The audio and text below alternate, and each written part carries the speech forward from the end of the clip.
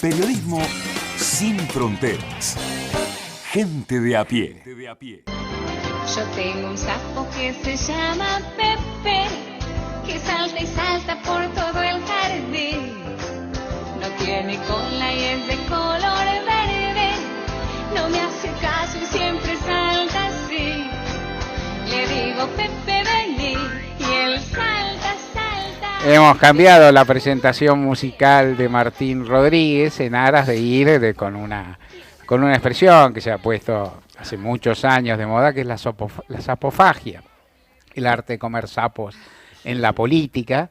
Y Martín Rodríguez incursiona, entra por ahí con música, con un sapo llamado Pepe, que es un Pepe cualquiera, que está realizado antes del actual momento, está propuesto el tema musical antes de que aparezca el apellido que va a mencionar Martín en esta nota. Aunque hay un Pepe. Hay un Pepe con ese apellido. Por eso digo, no lo alude. Hábilmente corrido un costado en los últimos tiempos. Esta canción yo la escuché en casa mucho, claro, mi hijo la canta. Parece la columna, le voy a hablar al nene. Bueno, de sapos se trata, ¿no? ¿Quién no tragó un sapo en la política? La política es ese arte, ¿no? De aceptar a veces los límites. Bueno, hoy leí y escuché 3 cosas y me parecía interesante traerlas acá, sintetizarlas, ¿no? La primera cosa que escuché, en realidad leí en una cuenta de Twitter que hace apartados o que hace extractos radiales, y una entrevista que tuvo Eve Bonafini en esta radio. Y entre las varias frases, hubo 2 frases, aparentemente contradictorias, pero que dan cuenta del lugar de Scioli, ¿no? En esta candidatura. Dice Eve sobre Scioli, perdón. Dice, a Scioli lo sigo viendo igual, no me demostró que cambió, es un tipo peligroso. A Zanini lo quiero mucho, dice Eve, ¿no? Metafórica. Bueno.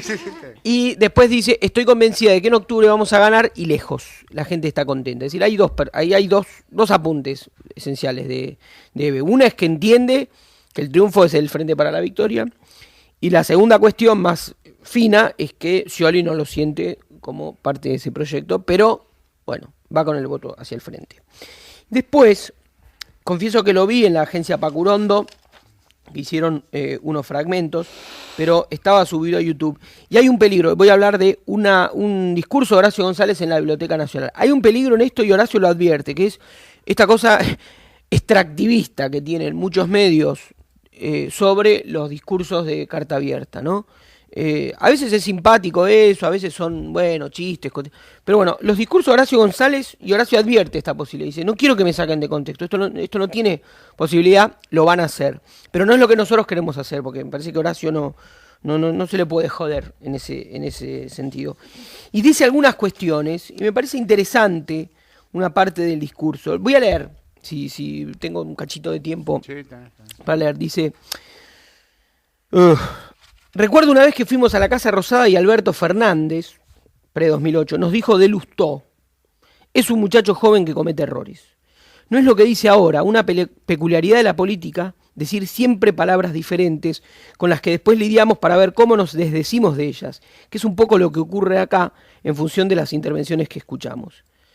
Acá esto es bien Horacio, es el drama del político. No hay por qué no reconocerlo ni por qué no salir de él con elegancia, con fidelidad hacia la capacidad que a veces tenemos de ser infieles. Eso lo admito. Lo que no admitiría es seguir un camino que veo con preocupación que toman muchos de las fuerzas más vivaces que sostienen esta experiencia de gobierno. No me gusta hablar con eslogans, no me gusta decir profundizar, no me gusta decir el modelo, el candidato es el proyecto, mucho menos me gusta decir el kirchnerismo es el nombre que el peronismo tiene hoy. Yo creo que no. Dice, revisar profundamente el peronismo es nuestra tarea. Una advertencia, Horacio. Y ahora mete más, digamos, el filo sobre el tema del que estamos hablando. Profundizar la oportunidad es labrar la historia permanentemente, de una forma no ritualista, ni legendaria, ni refrescar algo que sabíamos. Bueno, sigue. Porque la presidenta, máxima representante de esta experiencia, acude a fórmulas que tienen sortilegios, pero son antiguas. Por ejemplo, decir que va a haber una jefa del Estado, una jefa del movimiento, me parece una fórmula poco conveniente. Es decir, empieza a advertir Horacio esta especie de dualidad, ¿no?, entre quien va a ser el candidato y un posible, con muchas chances de serlo, presidente, y quien sería la jefa del movimiento. Ojalá que no me recorten esta frase, dice Horacio. No es una frase para ser recortada, sino para ser comprendida sin recortes. Son fórmulas, la responsabilidad de Cristina, que es enorme y seguirá siendo enorme, es buscar fórmulas mejores para fundamentar el papel que va a seguir cumpliendo en la Argentina. El papel que vamos a seguir respetando, aceptando y que también tendrá que tener en cuenta discusiones como estas. En otro momento, esto me gusta de Horacio, yo seguiría una orden, como seguía aquella del voto en blanco con orgullo, la orden de Madrid, la orden de Perón. Sí. No veo esas órdenes hoy, no acataría cualquier orden si las hubiera, con sentido y con significado profundamente histórico. Acá, bueno, un Horacio al desnudo, ¿no? En algún sentido, si Eve está marcada por una forma de decir las cosas al pan, Horacio no, pero son dos personas, dos grandes, de algún modo, a su modo, narradores de esta época y de este movimiento que es el kirchnerismo, con iguales, yo diría, con profundos núcleos duros ideológicos no negociables. Y Horacio González pertenece o tiene, bueno, digámoslo así, tiene una historia en el peronismo que le permite no sobreactuar una suerte de reconversión al peronismo, como muchos otros intelectuales que a lo mejor tienen orígenes de izquierda y que su acercamiento al peronismo los obliga a rituales, ¿no? Horacio no los tiene. Horacio, me acuerdo que una vez le dijimos acá en el programa, yo le dije, no, el peronista, no sé qué, dijo, no, viste, sos un peronista libertario, y se incomodó, no le gusta que le tiren la etiqueta encima, pero en algún punto plantea algunas definiciones. Y una sería cómo convive, por ejemplo, Horacio González con Cristina, un intelectual esencialmente crítico, con Cristina a la vez un hombre de Estado, pero un hombre con una prosa tan incómoda de adosar a lo que sería una prosa de Estado. Y yo pensaba, Horacio no reconoce en Cristina una maternidad, reconoce una hermana mayor de su generación, distinto a lo que era Perón, ¿no? En quien reconocía toda esa generación una suerte de paternidad, aunque después fue conflictiva, ¿no? Porque Perón tomó decisiones con las que esa generación no estaba de acuerdo. Y en el Página de Hoy también aparece otra cosa simpática, muy sintética, que es que cada tanto irrumpe Gaspar el Revolú, el personaje de los años 90 que inventó Rep, que Rep inventó esa familia que era algo así como una versión más de izquierda y post-dictadura de Mafalda, ¿no? Porque aparecía Gaspar, aparecía Auxilio, sí. Una invención extraordinaria, ¿no? A veces decía, Fresán decía, Mafalda es la novela de la clase media, y yo diría, de algún modo Gaspar el Revolú, de haber seguido, porque fue interrumpido por la historia, hubiese sido algo así como la novela del progresismo, una forma de novela, una forma de novelar en formato historieta del progresismo. Y hoy dice, votar a Lustó en blanco, dice Gaspar recostado sobre el diván. Votar a Scioli, defender al Papa. ¿Cómo es que llegamos a esto, doctora? Dice Gaspar. Y entonces se editorializa Rep en un cachito y dice, el progre en la encrucijada. Ahora, yo decía, en el mismo día, ¿no? Aparecen estas tres, y uno puede armar una constelación de esto. Digo, evidentemente hay un malestar. Y a mí me parece que hay varias cosas para decir. La primera, a mí me gusta cuando alguien muestra su límite. Es decir, a veces el peronismo tiene una mala escuela que es suponer que el peronismo es el todo, es la capacidad de aceptar todo y que solo las fórmulas victoriosas son las que explican el peronismo. El peronismo es una historia de versiones del peronismo, no es una historia donde alguien se sintió que tenía todo el peronismo adentro. En general, los que creyeron tener todo el peronismo adentro fallaron. En algún momento Perón falló con esa versión. Y, por ejemplo, de la política democrática Duhalde, que quiso decir, no, el peronismo soy todo. No. Perón, Menem era una versión del peronismo. Y tal vez el kirchnerismo es una versión del peronismo. Y el peronismo subsiste en el juego de las versiones. Eso es un aspecto. Y me gustan algunas figuras. Yo puedo estar en las antípodas de muchas de las cosas que piensan, como cualquiera puede estar, no importa.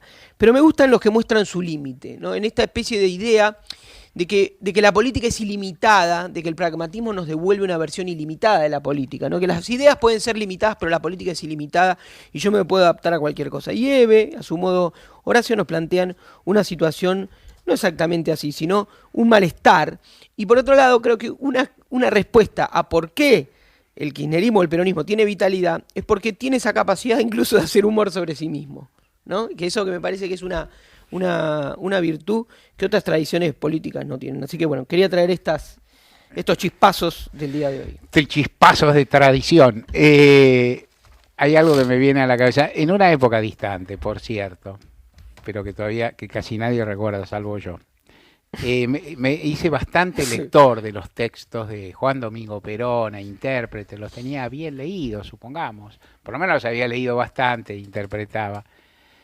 Y hay algo, y en otra época empecé a hacer una pequeña revisión de eso, y hay algo que siempre me interesó, que es la enseñanza de la picardía o de la táctica o de la astucia en la política. Y alguna vez escribí hace muchos años, pero ya durante este proceso democrático, hay un problema, y me estoy parafraseando mal, hay un problema con los guiños de Perón, que Perón hacía muchos guiños cuando hablaba, ¿no? En parte tenía un tic, pero en parte guiñaba, decía, vamos a hacer tal cosa, y con esto, vamos a ir con aquello.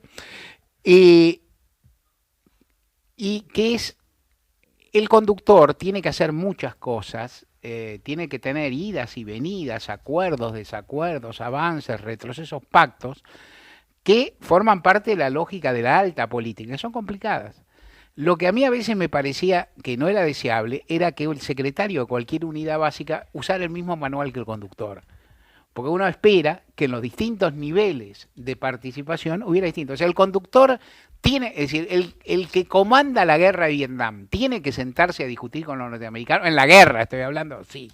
Tiene que sentarse, tiene que tener una mesa, ir y charlar. Ahora, el soldado, el que está en la trinchera, ¿qué tiene que hacer? Tirar. Él tiene que tirar. ¿Estoy confundiendo la guerra con la política? No.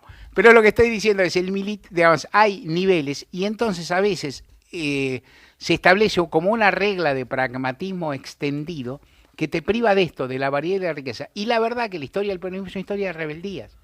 Es una historia de rebeldías, es una historia de... Y justamente un pedazo importante de la historia perdido ya en el tumulto, que es la historia de resistencia peronista, es que vos decías viva Perón, después hacía lo que se cantaba la cosa, porque vos Perón estaba en Madrid y tú decías viva Perón y yo soy montonero. Y estaba bien, vos decías viva Perón y yo soy del CDO, que era derecha.